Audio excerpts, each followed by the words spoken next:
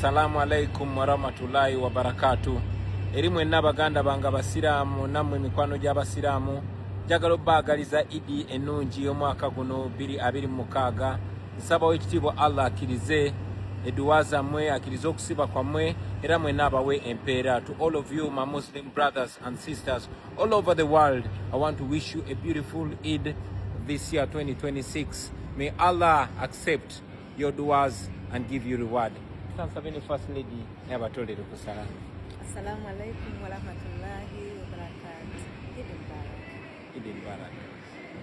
Ansabe ne First Lady abawereze ku bubaka awo no First Lady n'abatolera salamu n'abalaga nti ensonga azitegeerera ddala. Obonno bwabadde bubaka obutuweereddwa His Excellency Bobi Wine ekiro kati oba ekiro ekikeeseza leero oba olunaku olw'eggulo simanyi ngeri yakubanga nkibannyonnyola olw'ensonga nti Bobi Wine kati eggwanga lyalimu tulisingira ddala essaawa nnyingi mu maaso ate naddala state mwali eya Washington DC olw'ensonga nti emboozi eno ngirikodinze ku makya essaawa ziri 2 ez'okumakya Uganda kati ate bo gye bali ziri ssaawa 7 ogw'ekiro mu America Washington DC. So Bobi Wine bw'atyo bwe yaweereza bannayuganda obubaka obwa Eid olw'okubeera nti baselebratinga bannaffe abasiraamu olw'okumalako ekisiibo. Mukadde ke kamu yataddeko n'obubaka obw'enjawulo era nga yasisinkanye n'abasiraamu ab'enjawulo oba abawererako ddala wali mu Washington DC ne basobola okubanga baliira wamu olunaku olwa Eid era abantu babadde basanyufu nnyo okuba nti bamulabako n'okulaba nti atandika okubanga obulamu buddamu okutambula n'okudda engulu okuteekateeka emirimu gyonna gy'ateekateeka naddala ku side eya struggle era osobola okulengera akamwenyumwenyu kabadde kangi nnyo okubeera nti yazzeemu okubanga asisinkana mukyala we mu butongole Barbie Kyagulanyi Itungo. Kati awo omanya bumanya nti essanyu weeriri kubanga omukyala amuli ku ludda side eyo n'okulaba nti emirimu gya struggle agiteekateeka butereevu. Kati nga tuvudde awo olunaku olw'eggulo Eid ng'egenda maaso n'okucelebratingibwa ow'ekitiibwa Katikkiro yasazeewo okubeera nga Eid agimalira sayidi ze Butambala awo wabula eno baamuloopedde ebintu bingi omuli n'okubeera nti musajja we oba musajja wa Kabaka omukulu Honorable Muwanga Kivumbi ne gye buli eno akyali mu nkomyo kubanga ebifo eno yonna Kabaka abimanyi. Ensi tesobola kukula nga abantu bali mu dduka kwata ono kwata oli. Awo n'ensonga eyo nkulu abaawangula obululu okuva ku president n'abaddako bonna okutuuka wansi mulimo gwabwe okuyita be baavuganya nabo batuule mu bwesimbu so si mu kubaguyaguya banywe kaawa boogere ebibatabula wabeewo okukkaanya tulyoke tufune emirembe ejjannamadda. Ebyo bye byabadde ebigambo eby'owekitiibwa Katikkiro mu bubaka bwe obwa Eid. Ojja kujjukira nti owekitiibwa Katikkiro okugenda e Butambala eno bwe yatuuseeyo ku muzikiti we baasaalidde Eid abasiraamu baamugambye nti e Butambala okukwata abantu kati kifuuse baana baliwo nti abasajja bakwata abantu enkya n'eggulo ate nga bali mu uniform ez'ebitongole ebikuuma ddembe. In fact abasiraamu baaloopedde Katikkiro ne bamugamba nti twagala okimanye munange ow'ekitiibwa Katikkiro nti ate ekitundu Honorable Muwanga Kivumbi waava bakwata abantu ne sekukwata yenna wabula ow'ekitiibwa Katikkiro yabagambye nti ebifo eno byonna Kabaka abimanyi era ow'ekitiibwa n'amaliriza nga avumirira ebikolwa eby'okuteeka abantu ku dduka wabula n'agamba nti abaawangula bandibadde bakkiriza okutuula wamu n'abo be baawangula bateese mu ngeri etali yakukwenya. Ekifaananyi kyolabye awo kya omuterega Ssaabasajja Kabaka wa Buganda, naye yaweereza obubaka obwa Eid el-Fitr, era ngenda kubanga mbukusomera nga bwe buli nga sigaseeko kyange. Ofiisi ya Kabaka wa Buganda, obubaka bwa Ssaabasajja Kabaka ku Eid el-Fitr 2026. Twebaza Allah atutuusiza ku lunaku luno olw'ekitiibwa.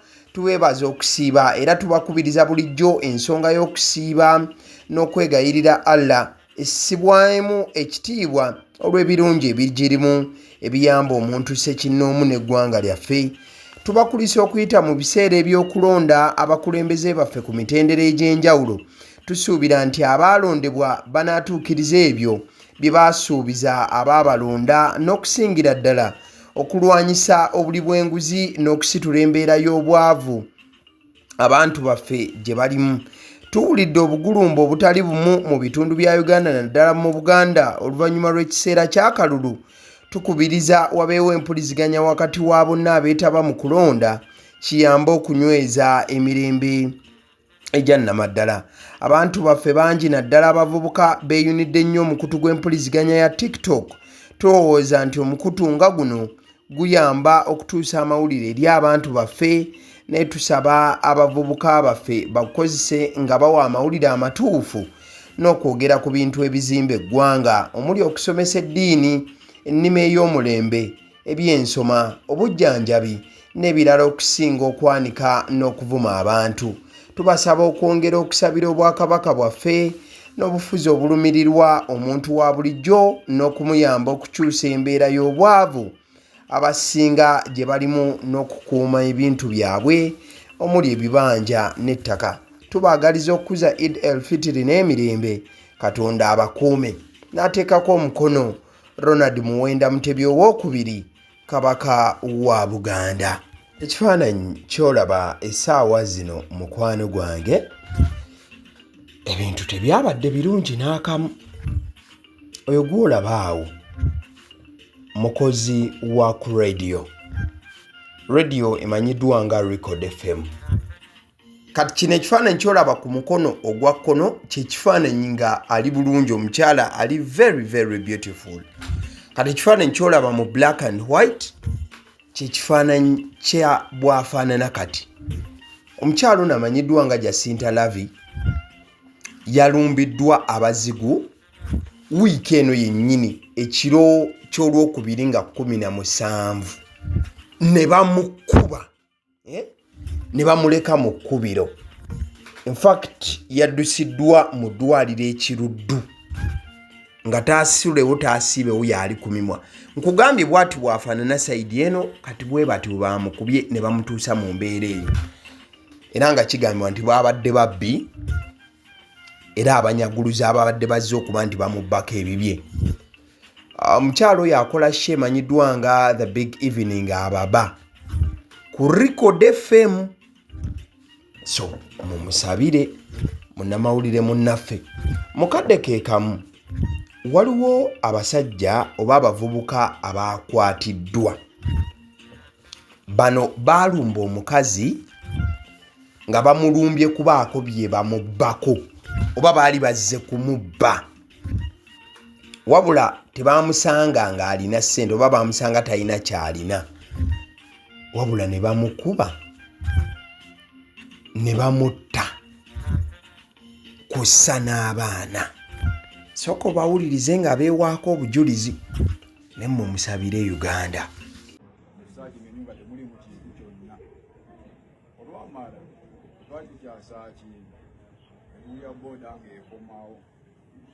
Waboda n'ateekawo omukazi n'abaana basatu. Waboda n'addayo. Ate yamanya kikyaliwo. Olwamala okuddayo ne tugenda emabega w'effulumiro. Ne tumubaza n'ajja bulungi. Era ekitiiyo yakimukuba okwebaka ogwira omwana. Yamukwisa kiti? Tulaga ekiti kyali kyenkana kyali kifuwe ekiti nga wona akwate ogundi oluku n'olwasamu pisi bbiri n'akimukuba oli n'agwira omwana n'asigala ng'akaaba bandi awo ngenda owulira akubye n'akaana akawala n'akalenzi ono musemati ne mubuuza badde mmanyi missoni yabadde ya ssente okubye baaki mubakuba kereti netukepetta omukazi kale nekumusakinga ndono yamusakinga asanga temuli ssente ng'ali wansi n'amala n'amwongera kitegeera oli yali alwana asituke n'amwongera n'addamu n'amwongera ogwawano bulabu ano wewa oli ne yeebakira ddala naye n'asigalamu akagira kati ne mugamba omukazi ono yeetaaga kukyusa wedde omukubye atunudde waggulu ne mukwata ne muguunika nenyeenya ne kukaana akalenzi nga kakyassa kwe kumubuuza naye ekyokoze kyaki yasigala agamba yaba naate bagenda kuba kerezi n'abakwata n'abateeka munda omuntu oyo yamuteeka ku kitanda semati namuteeka ku kitanda omulala n'amuteeka mu lukuubo omulala ye yaddayo wali eri ewali omukozi neyeebakaawo netubeerakawo katono netumala netuvaawo naye nga tetufunye sente kati mwavaawo naki twavaawo n'ensawo yokka ensawo koziko nekyaja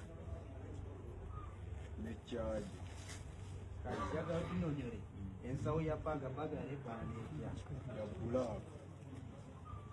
bulaka eriko obusiiwano obugatta olukina wano obugatta ya bulaka eyo ye Uganda ebintu bizibu nnyo.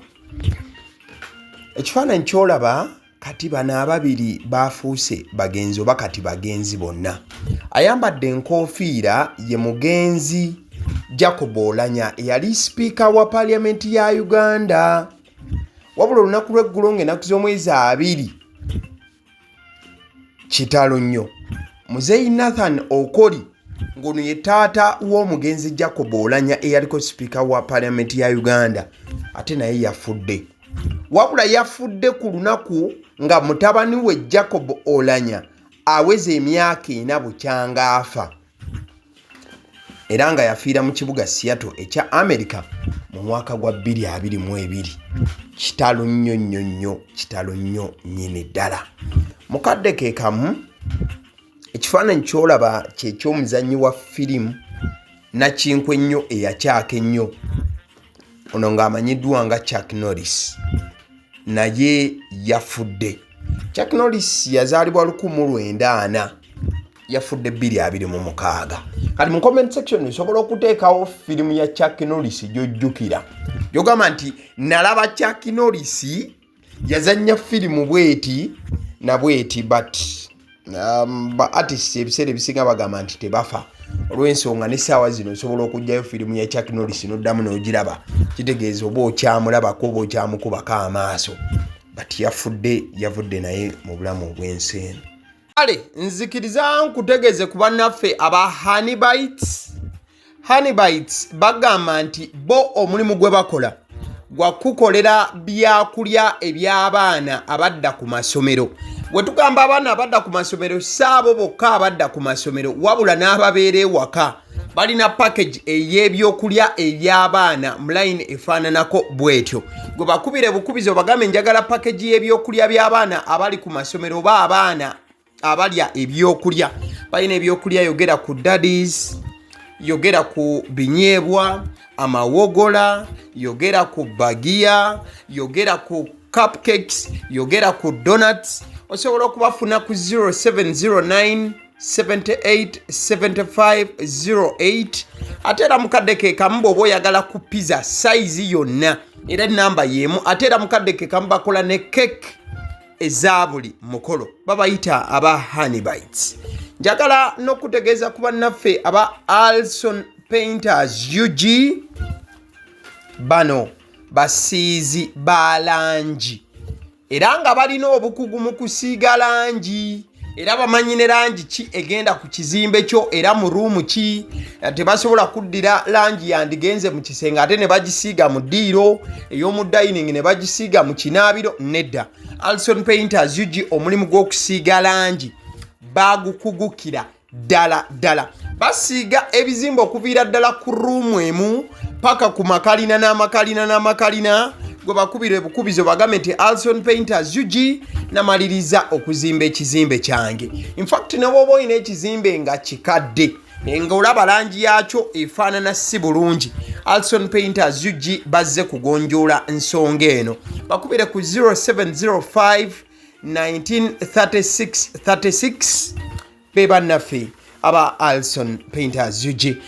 Abaseddi omusunsuzi erinnya eryange yenze abaseddi omusunsuzi, yenze atuula emabega w'omuzindaalo buli lunaku era ly'eddoboozi ly'owuliriza ku mukutu guno. Abaseddi omusunsuzi ly'eddoboozi eryo era ng'omukutu kwoli gwe guno ogwagaliwo. Nagamba nti information yonna gy'olaba ku channel eno tetugattamu kintu kyonna ate tewali kye tutoolamu. Information nga bw'eba eyingiddewo ffe bwe tugikwata ne tugikuwa. Kati gwe omulabi n'osalawo ki eky'okukozesa information eyo. Kati ky'ogenda okukola mukwano gwange bw'oba omaliriza okulaba vidiyo eno, likinga, commentinga ki ky'olowooza, mukadde ke kamu subscribinga bw'oba nga omukutu guno oli mupya, ate era mukadde ke kamu sharingira mikwano gyo girabe vidiyo eno ate ne videos endala ku mukutu guno. Agaliwo YouTube channel, mwebale kutulaba.